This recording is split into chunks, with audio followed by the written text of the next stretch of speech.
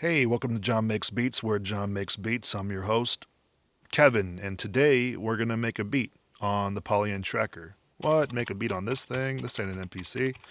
Well, it's not, but it's not that far from it either. It is a hardware sampler. It can do some stuff better. It can do some stuff worse. It's a different beast, but the most different thing about it is the sequencer, which goes from top to bottom. That defies the logic that most other programs and products have set before us, where the playhead goes from left to right. But anyhow, this is not a history lesson. Let's just start making a beat. And we will start by sampling because this is a sampler. And I've set aside a sample that we can just plug in here and see what happens.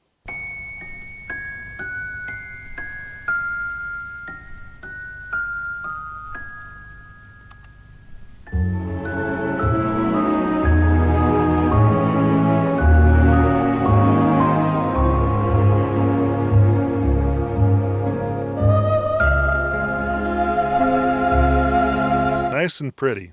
Okay, so now we have our sample, and you've noticed that the machine has actually already figured out that there was a little bit of air at the beginning, which I was planning to crop anyway, so let's go ahead and crop. Now we have what I want to work with. I want to keep all of this, so I'm going to save. Now, a cool feature of this machine is it auto names for you, which I think they just took a bunch of adjectives and a bunch of nouns and then created a generator. So we're just going to go ahead and see what happens. Classy bait, disastrous plow, a head x-ray. Okay, jellyfish company. That's makes me laugh, so I'm saving it. I'm just thinking of the jellyfish from SpongeBob with neckties. So now that's been loaded into the third slot of the instruments pool. Now, instead of loading up one sample per track, this is a community pool that can be pulled from any track at any given time. And I think there's 48 slots, which, if you're making, simple music like I am, that's a lot of, and I'll never get there, Now, a little bit of Hollywood magic, you'll notice that I've already brought in two other samples, Invisible Record and Disagreeable Existence, both auto names, by the way. I'm not that creative. Those are bass notes and piano chords in the key of the sample. I already did this beforehand, so that way I didn't bog you down with too much tedium. Let's start by chopping up this sample that we just recorded. So now we're in the sample playback window. We're by default in one shot, which is just going to play the sample from beginning to end. We're just going to concern ourselves today with beat slice. The slices are going to show up here on these pads, but there aren't any yet, so let's create one. Now we have one. It'll always create the first one at the beginning of your sample, and then any after this is going to create one in the midpoint between that and the next slice. So if we had another one, it's creating one directly in the middle. I actually like this way of slicing. I didn't at first, but I realized that once you section off different parts of the sample, it kind of just works. Let me show you what I mean. So let's zoom in a little bit.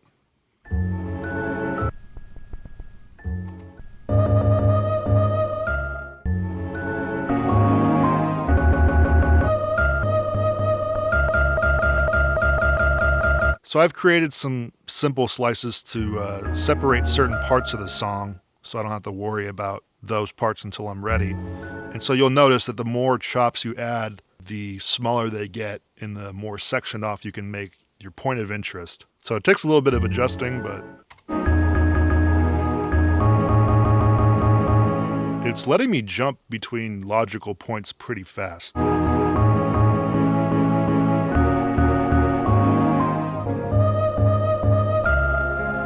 So now I have finally cut up the first section that I wanted without having to deal with this stuff. And you can see that in spite of the seemingly unintuitive way of automatically placing a slice in between one and another may seem, if you set it up right, it actually works pretty well. So I'm just going to keep going.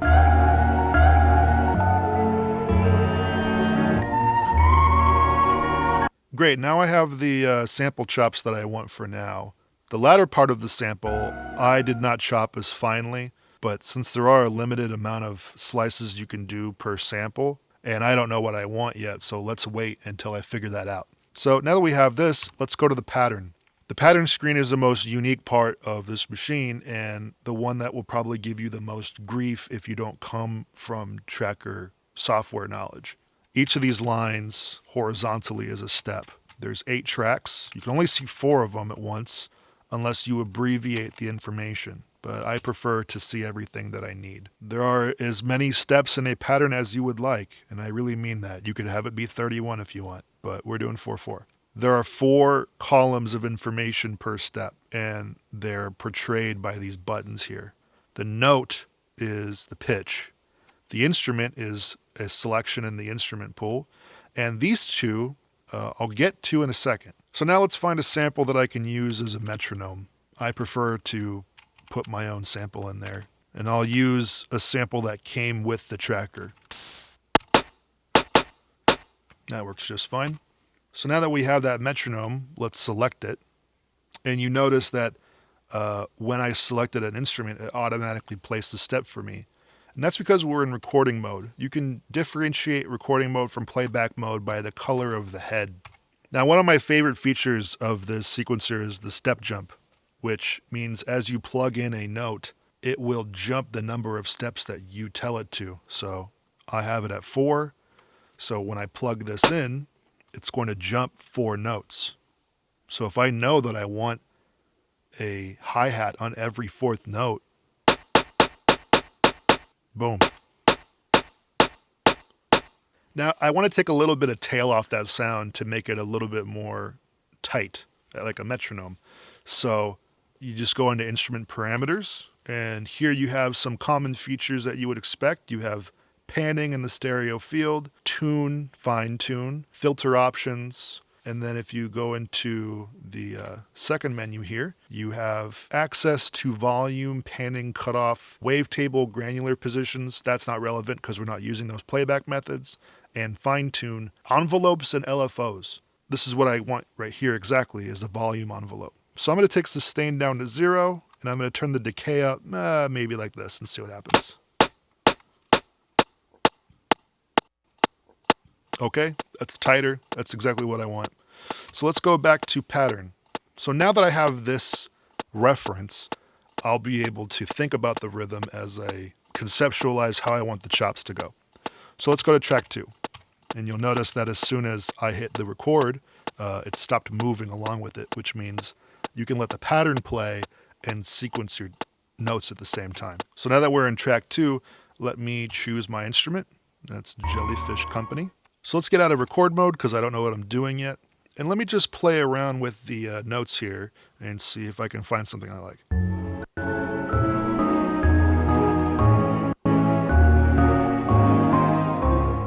Let's go back to step jump because this is what I'm going to want to do. So let's play that.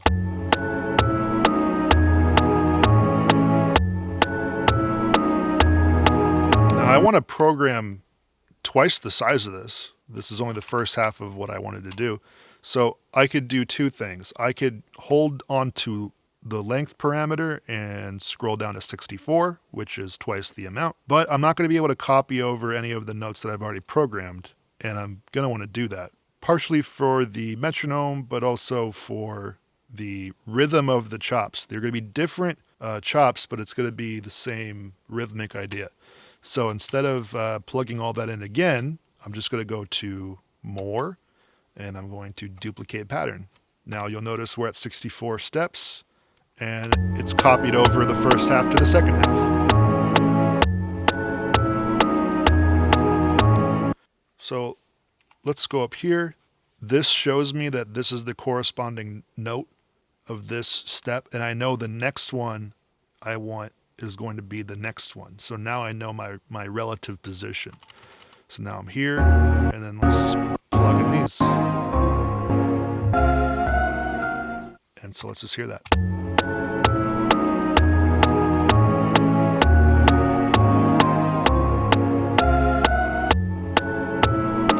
So I like that melody and I like that sequence. So let's try to mess around a little bit and make it fit better.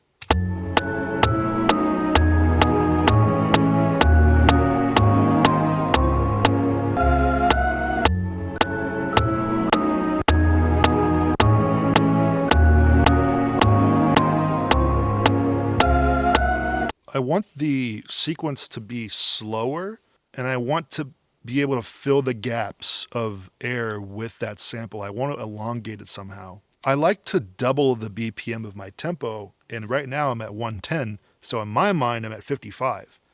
So I'm actually going to double the tempo, so it's 220, and then I'm going to expand pattern. What that means is basically expand pattern doubles the resolution at the cost of slowing down your pattern by half. But if I have the BPM to 220, then it'll match. So let me expand the pattern and let's hear it.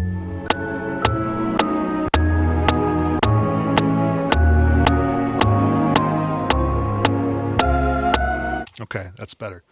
So let's slow it down and just see how much gap there is between the sample chops.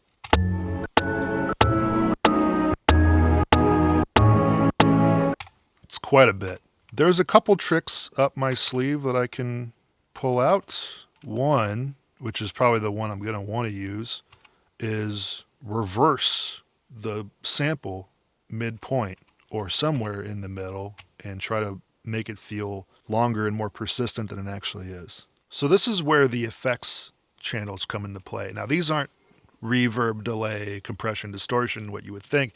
These are automation channels. So it's best to think of them as automation 1 and automation 2. If you hold one of these buttons down, you will see a laundry list of options that you can change per step, which is really cool. Some of them are obvious, like volume and panning, but some of them are pretty interesting, like micro tune. You can go off the grid pitch-wise, or random instrument. It means it'll just select an instrument at random in your pool. You can really get creative here. What we want here is reverse sample playback.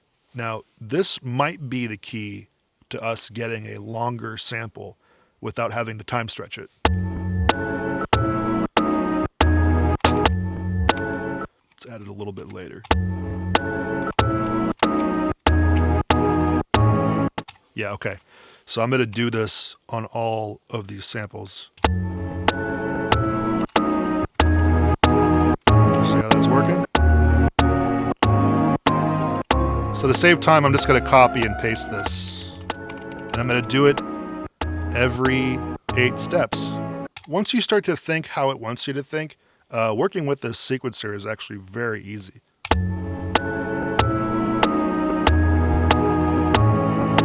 I just had an idea, and I'm going to have to program this completely differently. I want it to catch differently. Let's delete these.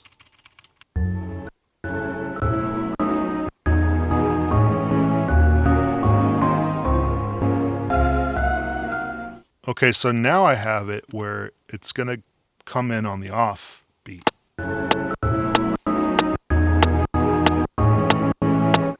That sounds kind of silly right now, but have faith. All right, so now I'm just going to program the reverse playback. I'm just going to do it the same way. I'm going to copy, and then I'm just going to paste it.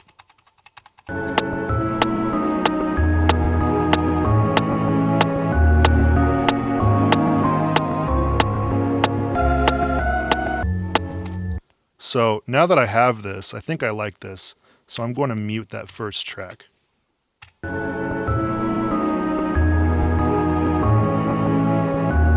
Now let's plug in some drums here so I can kind of realize the rhythm that I have in my head. So we're back in Sample Loader, and we're going to find a snare that I like.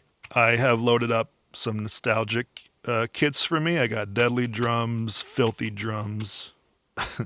Chaotic kicks, I think those are Dilla kicks, right?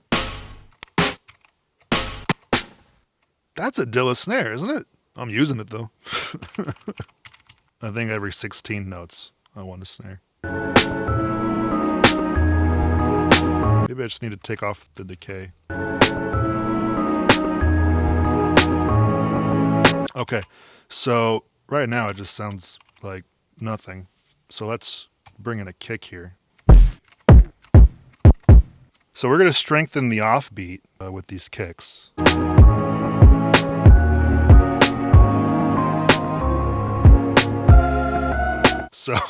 Sounds like a mess right now, but just stick with me. So in order to give this a little bit more bounce, we're going to move the sample chops a little bit back. And we're going to do that by using the second effects channel and going to micro move. Now the way this works, any parameter that has a value, this is 0, this is 100, and you can just plug it in. So let's see if I like this. That sounds pretty good. So now I'm just moving all the sample chops back.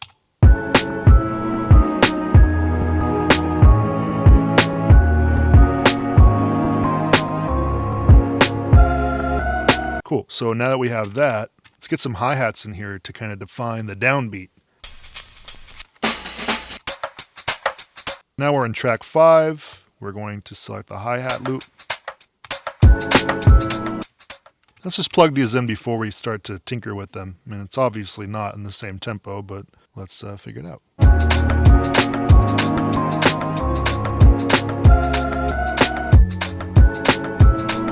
So in order to get this synced up, we're going to mute the sample.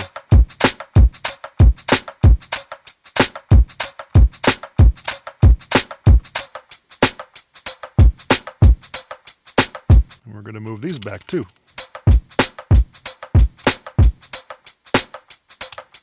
It's a little grating, the frequency, so we're going to put a little bit of a low pass filter on the hi-hat.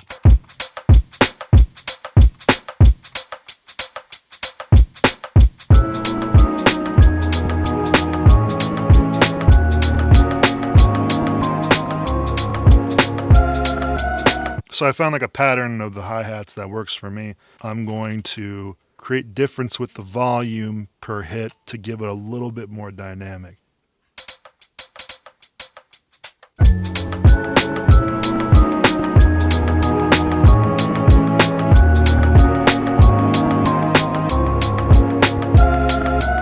Now that I have the rhythm set down, I think that the sample chops should be even further back.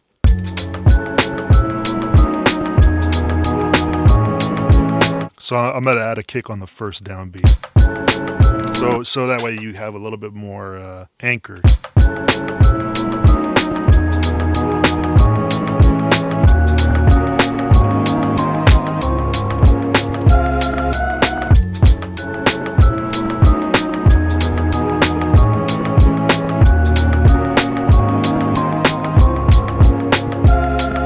In order to have less confusion about the strength of the offbeat, I'm going to take these kicks and turn these down just a little bit. Yeah,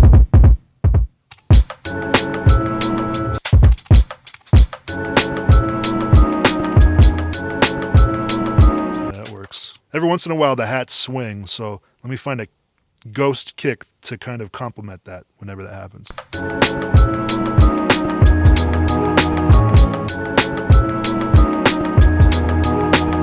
Put a lot of care into that note, so let's copy and paste this. So now I have a pattern that I kind of like. So I have some piano chords and I have some bass notes that I'd like to put in here.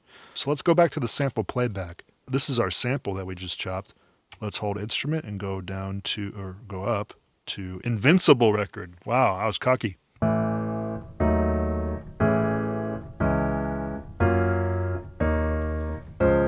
Now again, I already found the key of this sample and then came up with some piano chords over by the computer and then recorded them in here before we started recording. And this time, instead of manually slicing, we're going to auto slice and just see what happens. And it's perfect.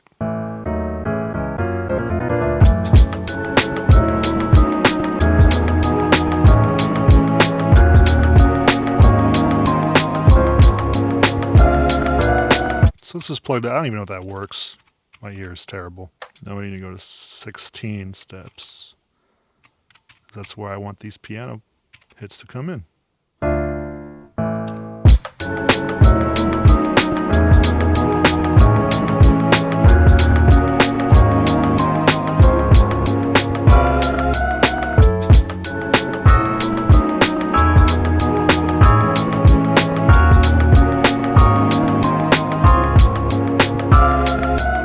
I actually kind of like that. It's kind of freaky. If I bury it deep enough, it'll be fine. I think for the piano stabs, I'm going to want to send it to the clowns. No, I'm going to want to send it to the reverb. maybe the delay a little bit.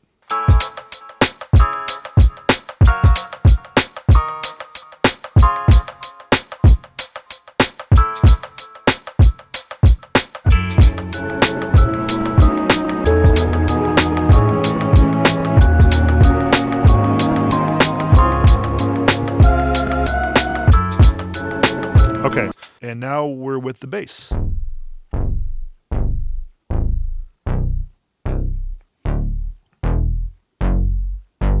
Let's do the auto slice again, see how that happens.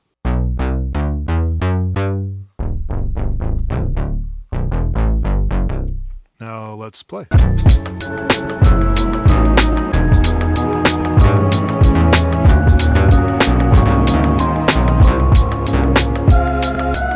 So sometimes when I'm playing along with a sample and I'm trying to get the right notes for the bass, I will tune it up an octave.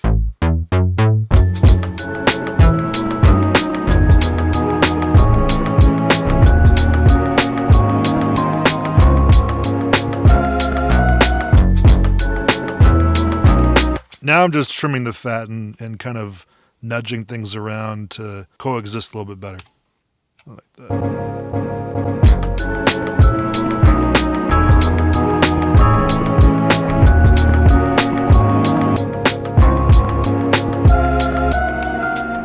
That's sweet, actually. I love that. So these are all patterns. We got 4 patterns here.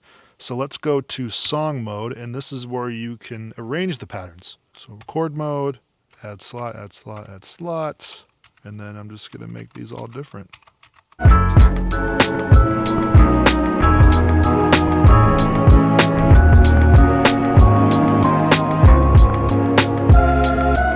Okay, I think I like that. I think this is a good beat to me. What an egomaniac.